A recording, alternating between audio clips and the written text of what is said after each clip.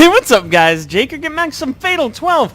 We're hanging out in front of our house, and this weird cry lady's here. So that's neato. Anyways, let's see what she wants. Her words come out loud and rapid. Her voice sounds like her throat is ready to explode. I hope there's no bomb in there. That's how we died last time. Her first impression makes her seem desperate, but I'd say she's more anxious than anything else. Kind of devastated and crying, really. That's where shouting actually helps me approach the situation with heightened composure. You're... numero 8, I take it. I can do Roman numerals, I promise. Rather than answering her question, I have to shoot one right back at her. Wow, good eyes, dude. I don't know her name, but I recognize the face. She's one of the people I've seen in the dream world, and I just made up a number. Composed as I may seem, it's not as though I keep my nerves calm. I can feel myself working up a cold sweat. Even the most minor thing here could act as a hint for us, so I need to watch what I say. Well, she already knows our fucking name, so that's not great. And what else did she need? How we died. Well, we just discussed that in a park, so she probably knows that. And regret, we don't even know. So, we'll probably give that away by accident, too, and we'll die immediately. Answer me! She slams her hand against the door, closing the distance between us even more. I mean, I feel like my answer was pretty answery, but hey. And yet I'm not afraid, mainly because I keep in mind why she's so anxious in the first place. The only reason she's asking me is because she's not entirely sure I'm who she thinks I am. Meanwhile, number 12 gained her name card from the woman he eliminated during the first round, if memory serves.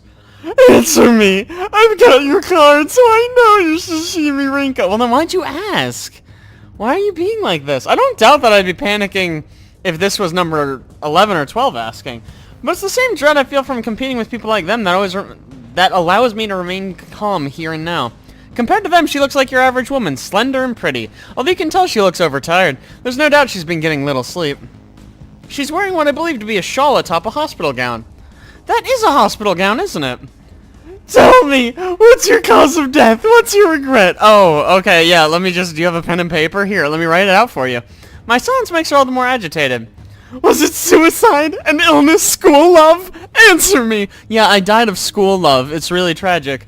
Dude, you need to calm the fuck down. Holy shit. My patience starts to wear thin, which causes me to place my hands on her shoulders and shove her away from me. Must have pushed her a bit too hard since she stumbles backwards. Oh god, I've killed her. She lands and falls hard on the concrete. Oh, fuck, I killed you. I apologize without thinking. Showing sympathy to other participants, my enemies in other words, probably isn't the best idea. Are you dead? I ask but receive no answer. All she does is stare down at the ground and mutter something to herself.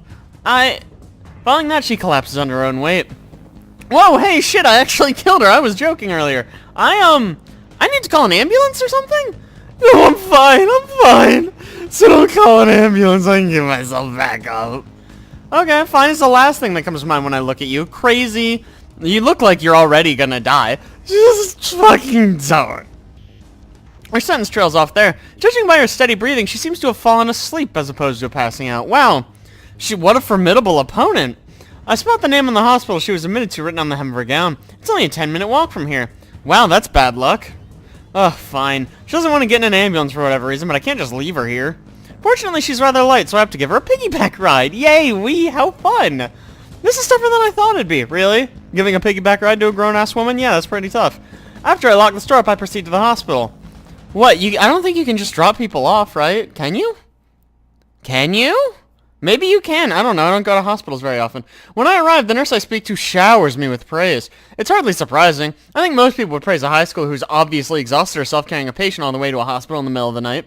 The nurse wastes no time taking her away. So I guess she really is a patient here. Really, she didn't just steal that hospital gown. That's weird. Thanks to this, I managed to learn her name as well. Kambuki Kiko.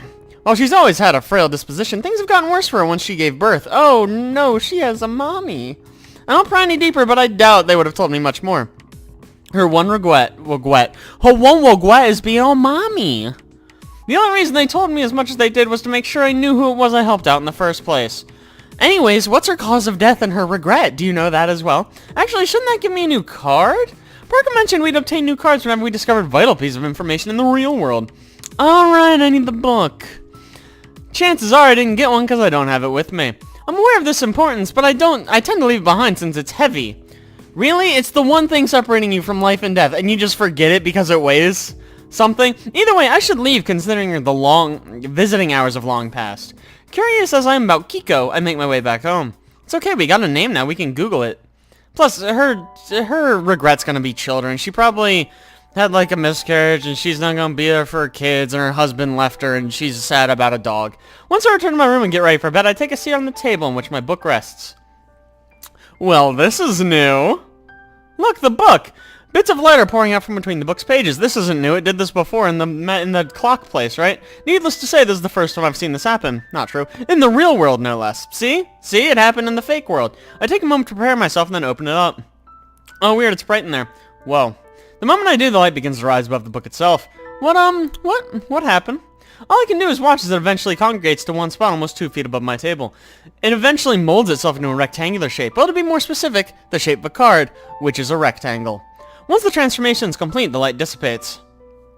Jackpot, a blank card. The card floats in midair for a brief moment before it quietly lays itself to rest atop the book.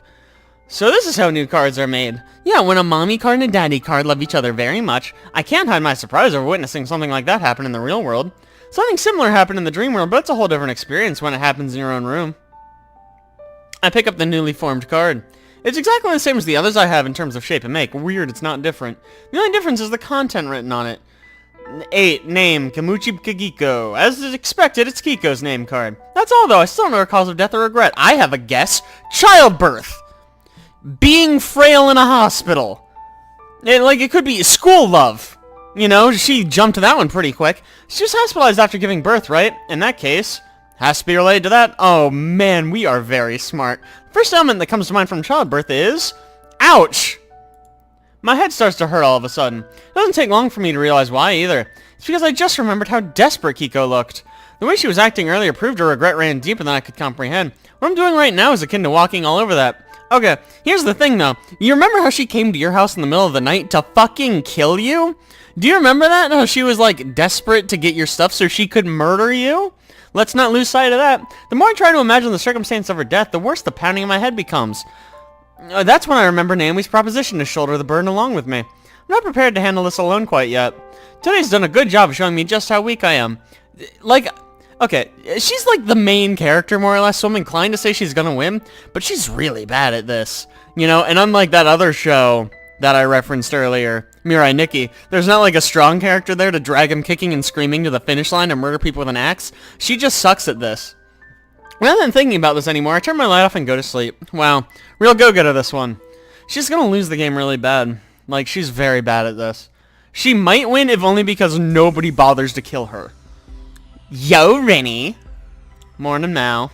I noticed Maharu getting ready for class as usual when I arrive at school. Seeing her reminds me of the realization I came to yesterday, which prompts me to say something odd to Mal. Maharu really is strong-hearted, isn't she? Yeah, dude, what a normal thing to say. You think so? I'd say it's the opposite. Her voice and tone are lower than normal. Huh?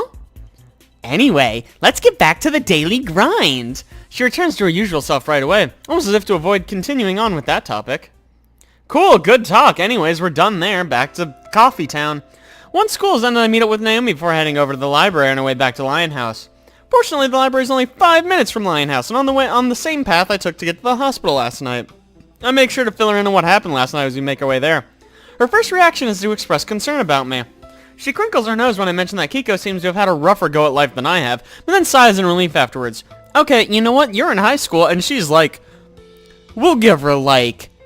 I don't want to say middle-aged. She's like 30 minimum.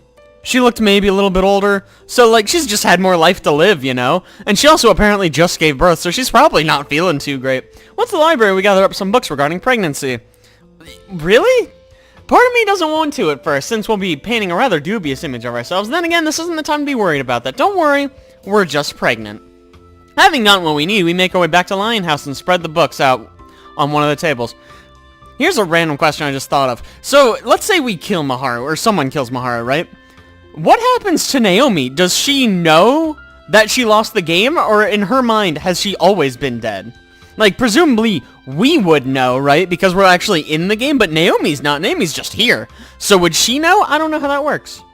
Color me curious. Alright, let's see whether or not these have any information regarding illnesses or complications that could be linked to her cause of death. Right. She announced the plan with seemingly little issue. I can tell she's forcing herself to act composed. Normal people like us shouldn't have any reason to investigate someone's death like this.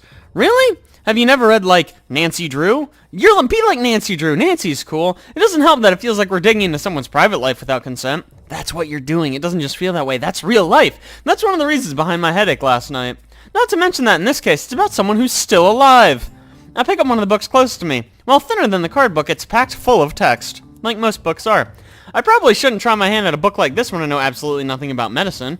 Thinking that, I pick up another one only to reach the same conclusion. Really, are medical books hard to read? Weird. The only stuff I read other than manga are novels. That's like the two classifications of book, right?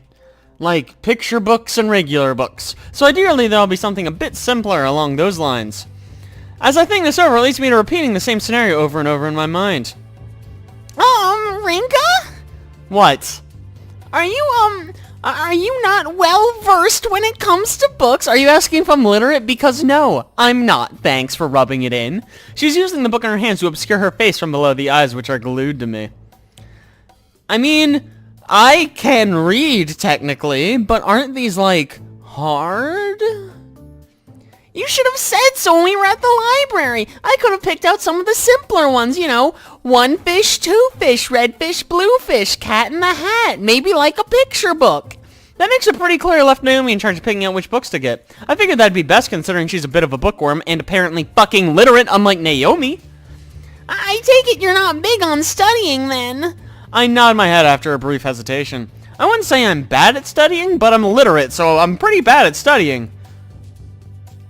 I mean, I'll give it a shot, though. Can't let you do all the work for my sake. I pick up another book and peruse the table of contents. Naomi hides part of her face behind her book again, but I can see how focused her eyes are on its contents. Look, this one says, people can just die during childbirth. That's like a normal thing that happens. Maybe you should guess that.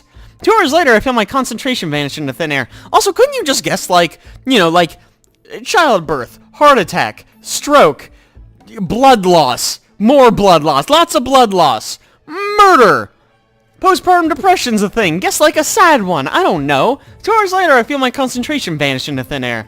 Let's take a break. You realize this is for your fucking life, right? Naomi? Yeah, what is it? Dang, your concentration level's off the charts, dude. Do you want to take a quick break? Oh, that sounds like a good idea. She closed her book after I make my offer. I guess she's finished reading that one too, which makes for a total of 3 so far. Damn, she's good. Meanwhile, I'm still stumbling through my first. She sucks. The difference in reading speeds between someone who reads often and someone who doesn't is rather striking. I brew up some coffee for the both of us and bring it over to the table. Oh, thank you very much. I feel like this is the first time in a while we've gotten to have some of your coffee. Huh, you might be right. Probably not. I feel like we had coffee yesterday, but whatever. I've spent so much time teaching her how to make coffee, I actually haven't had much opportunity to make some for her myself. You run a restaurant and you never offered her coffee? That's just rude. It's always nice watching Naomi drink the coffee I make, considering how much she seems to enjoy it. So, managed to find anything worthwhile? I picked up on something myself in truth, but asking Naomi's input first seems like the best idea, so that way she can show me up immediately. I did! First of all, it turns out people just die sometimes. Turns out there's an extremely low mortality rate for women during childbirth. The book I've been reading says the same thing. Doesn't mean you shouldn't guess it, though. Based on a study from 2014, only about 3 out of 100,000 mothers died while giving birth. Hot damn, go medicine! We got that shit on lock, my dude. I assume Kiko's in her 20s or 30s. Okay, maybe I overshot her. Even if it's the latter, there's only about a 0.003% chance of it happening to her. I mean, I said 30, so I wasn't like that far off, and I stand by the fact that she looked terrible because she just gave birth. For comparison's sake, a person's much more likely to be involved in some sort of fatal traffic accident than that. Guess fatal traffic accident, that's probably what happened. This stuff actually caught my attention while reading because it'll be relevant to me at some point in my future. Seems like Naomi read about the same study. You'd think we were revising test material together or something. You know, doesn't the fact that there are so few cases make it easier for us to determine the cause, though? No, there's lots of other causes, actually. And just because something's unlikely doesn't mean it's impossible. I thought the same thing myself, but how much information do we need to be able to turn into a card to begin with? You know, the cards I have that detail cause of death only say stuff like, fire. So I assume you just need, like, the general idea. I see. You mentioned the process involves giving thoughts a tangible form, didn't you? Yeah, but I mean, it's not like I actually know how it works. In that case, it's likely you need to believe in your thoughts for them to be considered for a tangible form. Wow, were you paying attention to the other videos where we were following the leprechaun and snake? Now the conversation's getting a bit complicated. I take a moment to mentally sort out all the info. By that I mean the one sentence Naomi just said. The process behind making new cards involves giving information, thoughts rather, a tangible form. Parka explained that much herself. How does one distinguish which piece of information is correct and turn that into a card then? Well, presumably you think it, and you say it, and if it doesn't happen, it's wrong.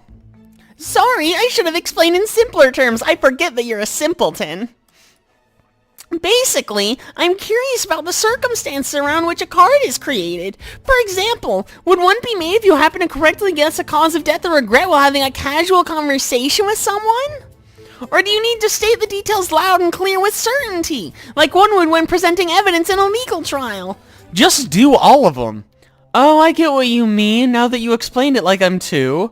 I cast my mind back to those past 2 weeks. I'm not the most chatty person, but I've definitely had a good number of conversations during that time. Chances are good I've discussed things related to relevant information, so by that logic I should have some extra cards already. And yesterday was the first time I obtained a new card. In that case, it's probably the latter scenario that's required in order to make new cards. I feel it's the latter myself because I can read your mind. If the former were the case, one could likely read through an entire dictionary and hit upon everyone's cause of death and regret. She's a smart girl. We should have consulted her earlier. Well, that doesn't sound very thrilling. Yeah, so we'd cut that out of the game immediately. I'm sure people would resort to such a method when they know their lives are on the line. That serves to remind me about how desperate Kiko looks. Oh, weird, the new mother doesn't want to die. Who would have guessed? I can tell she has a specific force driving her. Her babies. Knowing that, chances are high she's read through all kinds of stuff if it meant possibly obtaining more cards. It's the same reason why you can't obtain a card detailing your own cause of death, I believe. We need something more concrete than your hazy memory in my dream. So in the end, it's all up to me remembering the exact details of what happened that day. Why would we want our own... it's probably those rules I don't understand. I can't see myself doing that today, at least. The fact that it's yet to come back to me probably means something specific needs to trigger my memories. I push those thoughts away and Naomi back to the topic at hand. This is my personal conjecture, but it seems blood loss is the most likely cause of death during pregnancy, meaning the same would apply to Kiko. Knowing that's not enough, though, is it? I need to understand the precise details that led to its occurrence in the first place. I know. Childbirth. The lack of any new card materializing proves that. Books alone probably won't give us all the answers then. She's so wise. How about we pay her a visit? Then again, I'd probably get kicked out first. I'm well aware of how much my hair causes me to stand out. Really? We're back to the hair thing. Okay. Oh. What is it? I said we should take a break, but this hardly counts as one, huh? I gotta hand it to you. You're really reliable when it counts. I'm glad to hear it. I say that, but I can tell she's pushing herself pretty hard. It's clear from the way she's speaking, she's more nervous than usual. Same goes for me, though. There's no way we could have a happy chat about someone's possible cause of death. However, I'm not getting a headache like when I tried to do this on my own. Her being here to shoulder part of the burden really makes it like it's easier to bear. Now, the issue is how we go about digging deeper. Oh, I forgot I brought some sweets with me. I didn't make these myself, though. Saying that, she produces some chocolate, which I happily partake of. The sweet sensation that spreads throughout my body is almost enough to make me shiver with joy. You really can't beat a good dose of sugar. They do say it's good for your brain. My own mom always allows me to bring some when I'm studying. What is it? I just realized a simple solution. If we want accurate information, I should go and speak with her family. Isn't that a bit, dangerous? Why would it be any more dangerous than anything else? Risky, sure, but there's a lower chance of me being caught than you. I'll make sure to go in plain clothes, since you carried Kiko to the hospital in your school uniform. Wouldn't she have asked them not to reveal anything about her, though? I'm fairly certain an adult like her would have reservations about bringing up the dream world to others. If anything, she'd advise them to keep quiet without giving any specifics. She has a fair point. I had no issue telling her everything, but there's no way I'd tell one of my teachers, for example. I'd probably be fine with telling my gran, but definitely not my parents if they were around, but they're not, because they died. I don't know what happened to my parents. That goes double if I were Kiko's age. I promise I won't do anything too dangerous, so please leave this to me. Dude, I'm more worried about your acting skills. Oh, please. Don't be so blunt. I'm a great thespian. She once again tucks her face behind the book and then props part of it back out to speak to me after a moment. I'll do my best, though, especially when it's for your sake. Oh, honey, you flatter her. You really are reliable, aren't you? As for when I should go, I'd say this weekend is my best bet. How so? Her family is likely to visit at night during the week. In fact, they might not be even able to visit at all if it gets too late. Meanwhile, her husband at the very least should stop by during the weekend. I'm best off doing this as soon as possible, so I'll aim for this Saturday. Got it. I'm coming with you, though. I'll hide somewhere nearby, like in a bush, so you can scream if anything happens, and I'll come get you. Yeah, I mean, like, if one high school girl can't sort it out, 2 high school girls definitely can. What? She nods her head in response, understanding that I won't back down. We try to discuss other possibilities regarding her death after that, but it basically turns into a study session about pregnancy. After walking Amy to the train station, I make my way back to Lionhouse. And with that, I'm going to draw this episode to a close. So thank you guys so much for watching. I really appreciate it. If you like that, don't forget to like, subscribe, and be sure to tune next week for more Fatal 12 with yours truly. I'll see you guys then.